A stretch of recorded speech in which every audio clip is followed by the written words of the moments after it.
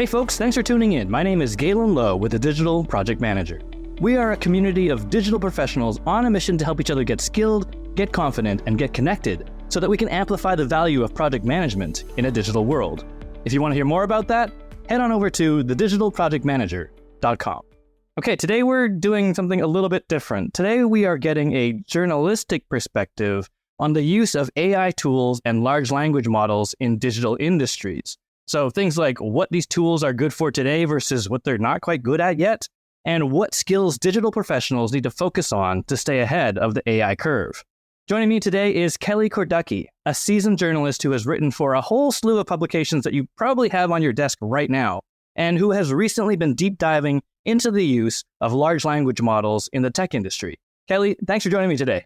Thanks for having me. I love your background. For listeners who are not watching the video, Kelli's got a lovely plant collection, bookshelf, and very nicely lit New York apartment. And so, pleasure you having on the show. I mentioned at the top, this is a bit different. I don't normally have journalists on the show, but I thought this one was really important because there's so much going on with AI and large language models that spreads across different industries, across the digital sector, across tech industries. And I really wanted your perspective because you've kind of been looking across and aren't just in the sort of like digital project management sort of blinders that I am. And I thought it could be a really good conversation.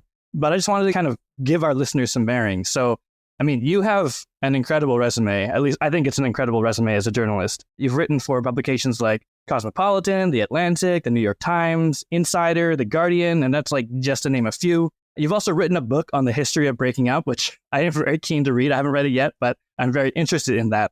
But what struck me when I was sort of looking you up was that your range is pretty immense.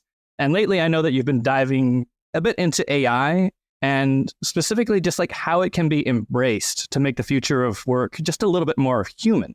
So I thought I'd start by asking maybe the obvious question. Just like, what pulled you into AI? Like, as a journalist, I understand that maybe it's just a wave you have to follow. But when you and I chatted earlier, I could really tell that there's this passion about it. And it resonates with you. So, like, how did you get into it and what pulled you in?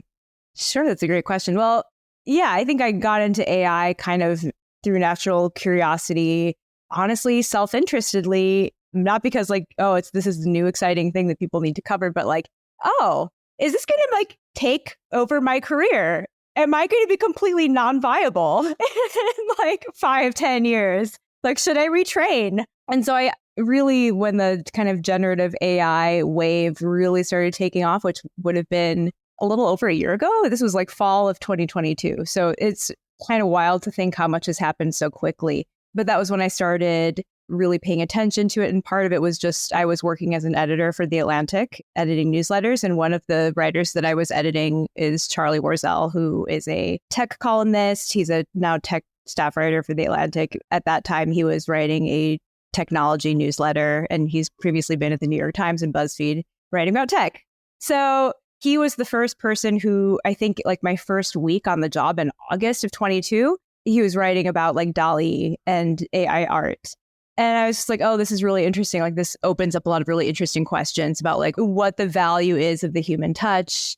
What do these AI tools bring to the table? Like, how does this change the way we think about even like human knowledge and human intelligence and the value of human beings?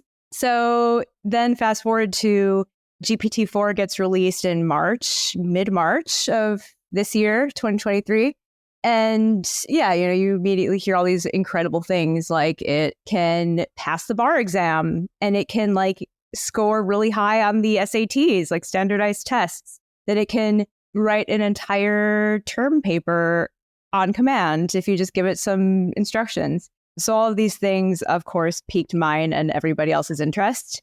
And immediately, I became a paid GPT-4 subscriber right away as soon as I could. Started playing around with it and also just like started trying to understand how it works. It's like I don't have a computer science background. I don't have an artificial intelligence background. I don't have like a computational linguistics background. I was an English major in university. So I really did have to kind of learn all this stuff in a very basic layperson's way. And kind of the more I learned and the more experts that I spoke with for stories and out of just like, even not for stories or just curiosity, the consensus really seemed to be that there are simply some things that a machine cannot do. An AI cannot do. AI cannot react to people, and AI cannot respond to a new situation or an unpredictable circumstance and then make a judgment call. They are derivative models. Large language models operate probabilistically. So you give them a cue, and then they'll give you the response that has the highest probability of seeming like the right thing. And like, in a sense, that's very cool because, that is kind of how human deductive reasoning works too, to an extent. But there's limits to that. Like, it can't check itself. It can't follow a train of thought. It can't come up with something new. And to me, that's like the most valuable part of what I do. And that's like actually the thing that's kind of taken the longest to develop. I was always a good writer at the sentence level, but like becoming a good thinker was something that I had to develop over time.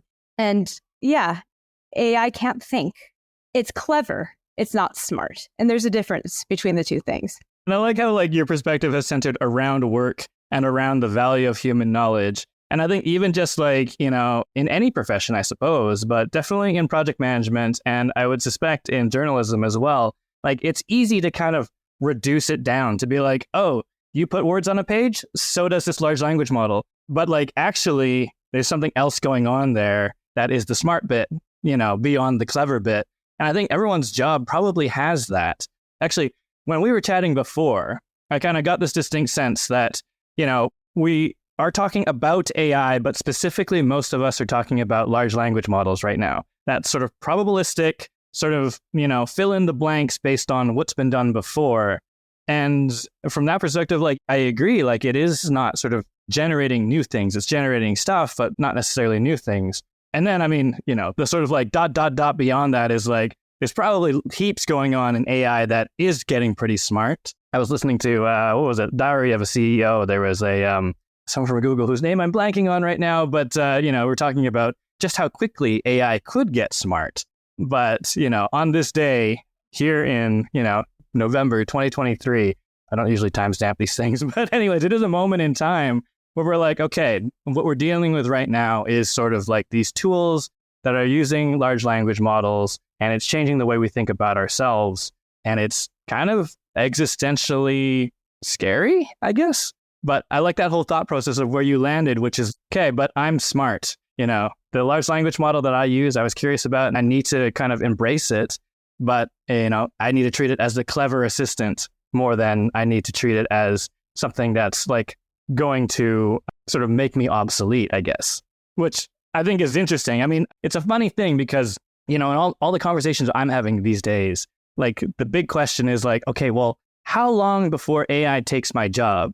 But like, even though that is the question that we all kind of think of, and I think even, in your journey, it kind of occurred to you as well. But like, is that even the right way to be looking at it from? And if it's not, then like, what is like the most productive way to look at this and answer that question so that you can kind of move on with it? Yeah. So the quote that I always go back to when I hear that question, is AI going to take my job, is this AI expert that I spoke with for a story that I wrote for The Atlantic earlier in the fall told me AI does not replace jobs, it replaces tasks. So if you think of a job, anybody's job is made up of all sorts of tasks. Some of them are, kind of grunt work, busy work, administrative stuff, like sending follow-up emails, putting stuff on a Google Calendar, managing a budget spreadsheet, like these kinds of things that may fall into somebody's job and to many people's jobs, but aren't like the main thing of the job. Like the main component of the job is, in the case of project management, it's like managing people, making sure that people are working together in a way that makes sense, that is achieving a target within a certain time frame and ideally within a certain budget. And AI can assist with certain tasks that are associated with that, like maybe scheduling or figuring out some of the budget details. But at the end of the day, this is a people job. It's about people being able to be in a room or in a virtual environment and to look at the other people in a team and to be able to say, okay, like this person works well with this person needs to be doing this kind of thing, this other person is really strong in this capacity, and to Tetris together all of those different parts in a way that makes sense to achieve a goal. And that's just simply not something that any language model is currently capable of doing or may ever become capable of doing. And that's also like the most important part of a project manager's job is that people part. That is what is the art of project management. So yeah, if you're thinking about AI in terms of project management, you really can think of it as like that handy assistant that kind of takes over some of those, I wouldn't say lower skill tasks, but kind of less strategic, less person-oriented tasks and makes sure that they all play nicely together. It's funny because, I mean, I think in some ways, maybe we all think it in our heads, and I'm sure it happens in some conversations, but like the loudest voices and the most sort of public conversations, I don't hear a lot of, hooray, like we get to just like relax and like not do scheduling and not figuring out budget variance and not do these tasks that most people didn't even want to do in the first place, but now take pride in it. And now we take so much pride in our work, our professional lives, and nothing wrong with that. But so much so that when this technology comes along to be like, you can do less, you don't have to do as much, we're like, oh gosh, I'm afraid. It's a very sort of interesting mindset of the way we are protective about our roles and our professions and our careers. It's just been interesting. I don't know. Have you had a lot of conversations where folks are like, no, this is great. Like, please take over those tasks because like I can do other things.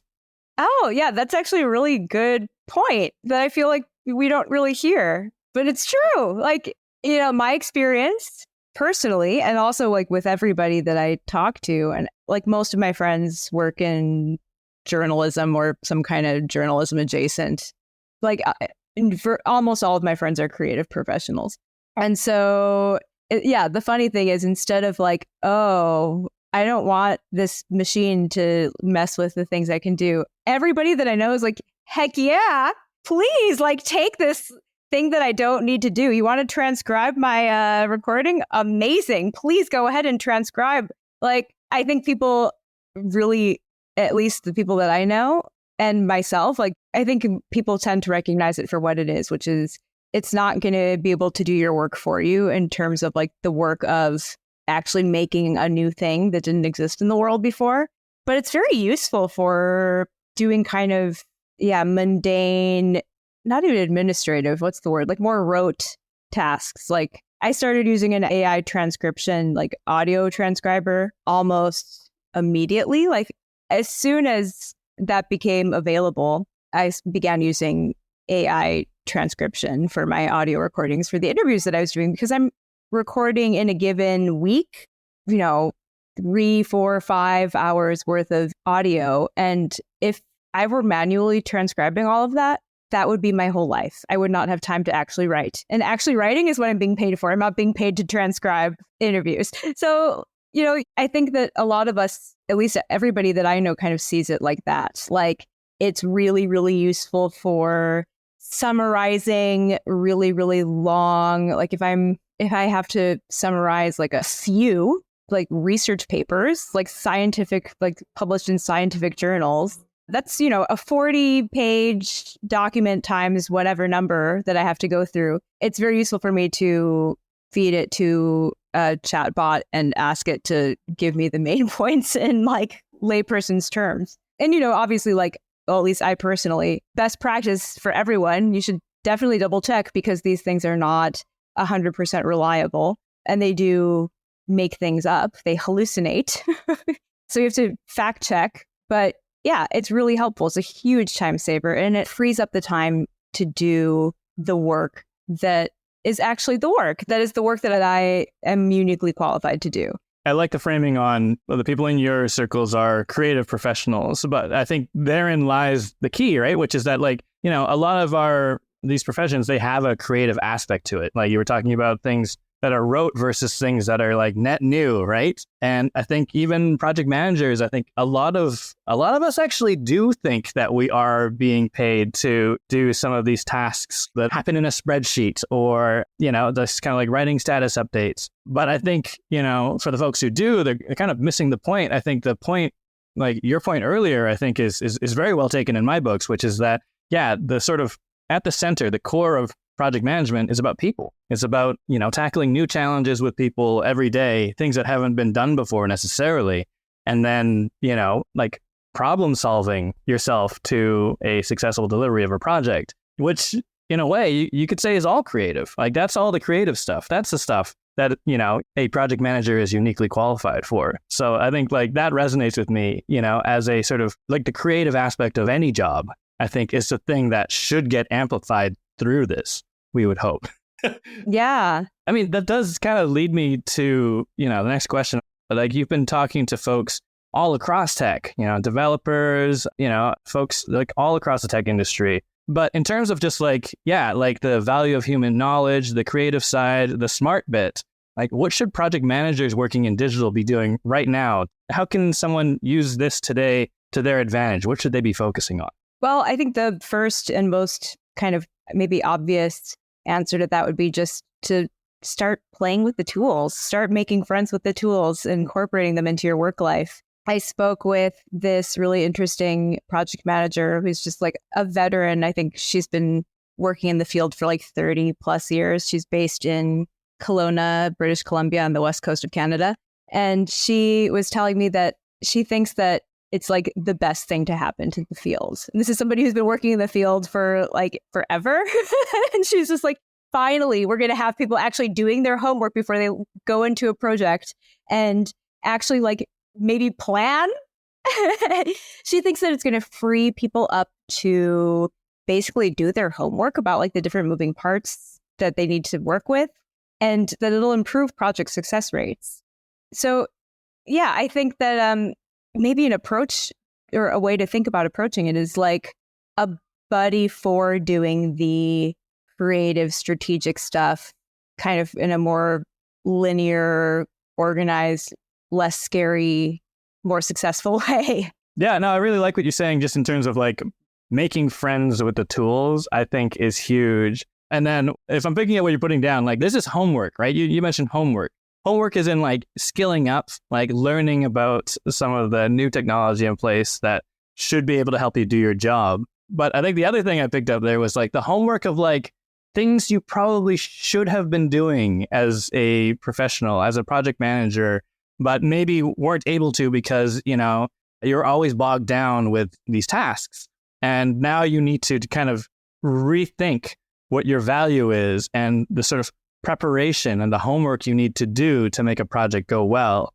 And, I would suspect that it's probably not, spending an hour every week putting together a status report, but maybe that whole aspect of the job that was like, and then like literal homework, right? Like to go and be like, okay, well, like, what is this project about? Like, what are the goals about? Like, what value am I bringing? And what value is the team delivering? Like, what business outcome is this driving? How does this fit into the bigger picture rather than the like, is this milestone the right date? Like, are we going to hit it? That's important too. But maybe like the real sort of successful individual at this moment in time is going to be the person who is like being creative about, oh, okay, what can I do now that's different? Like, if I've made friends with this tool and it can help me with some of my tasks.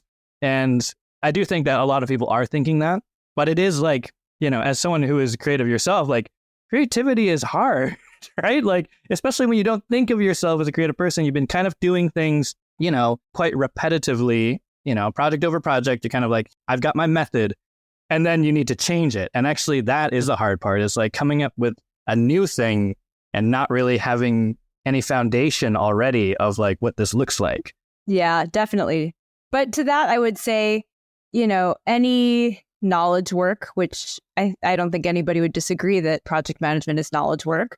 Any knowledge work is creative work, because at the end of the day, it's about translating concepts into executing something new. And anything that's remotely innovative or advances any kind of goal, the achievement of a target, is going to be creative, because at the end of the day, problem solving and strategizing a path to get something done is creative work.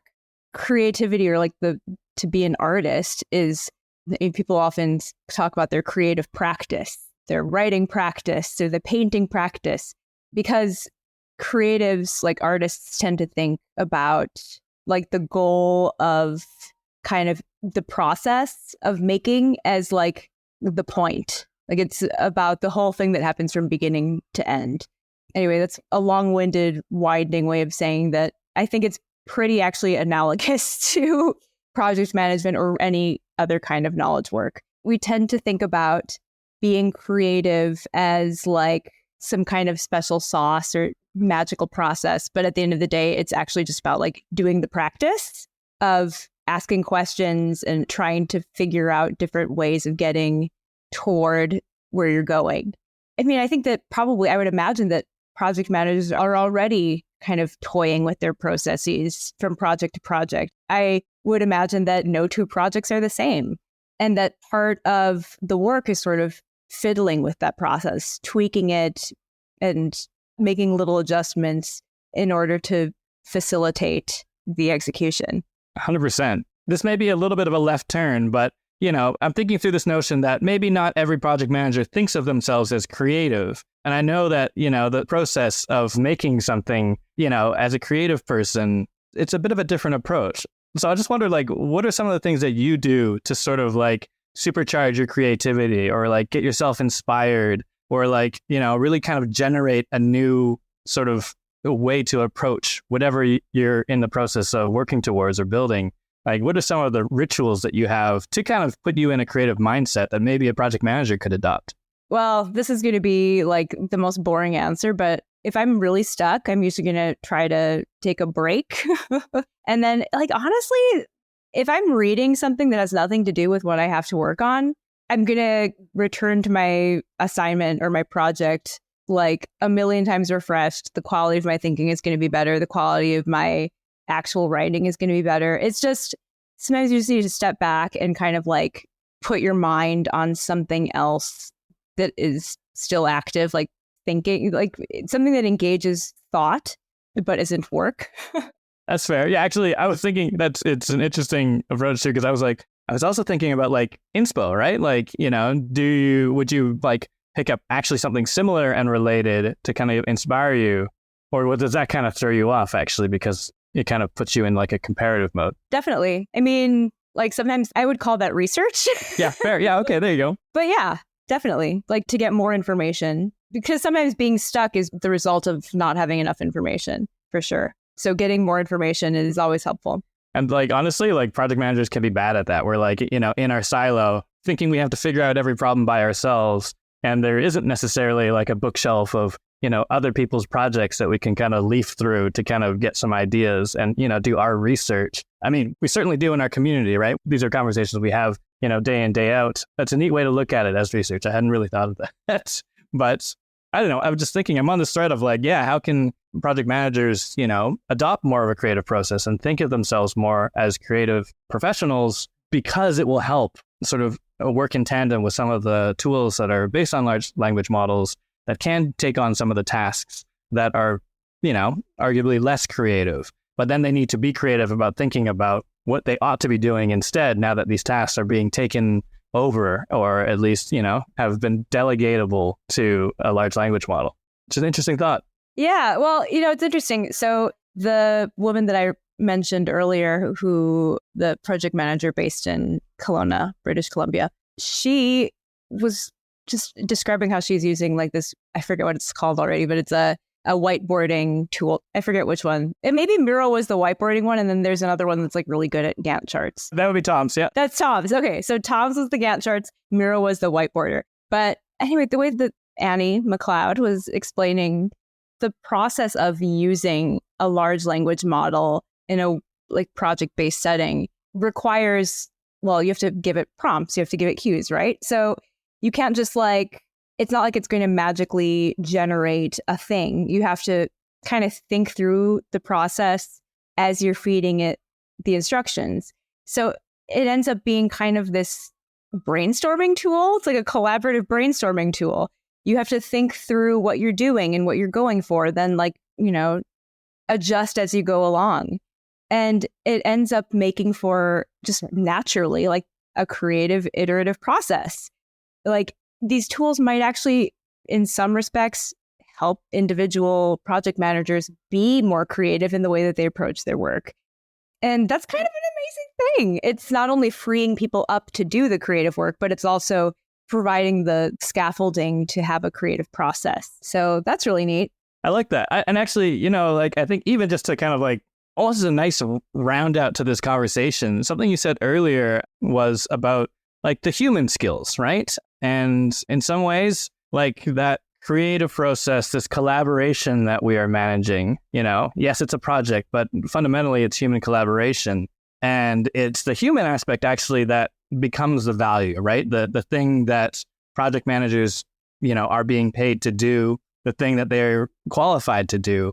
And maybe not everyone doing the job today feels like they're, qualified for this sort of human collaboration sort of thing. But like in tandem with the tools, like how can project managers just learn more and train themselves more around this sort of human collaboration, the human skills, right? The problem solving, the nuanced stuff, like rather than go and, learn whatever, a new methodology and try and implement it, which is probably fine. But also could that time be spent doing something else that sort of builds up their confidence in human interaction and collaboration management? And if so, what might some of those things be?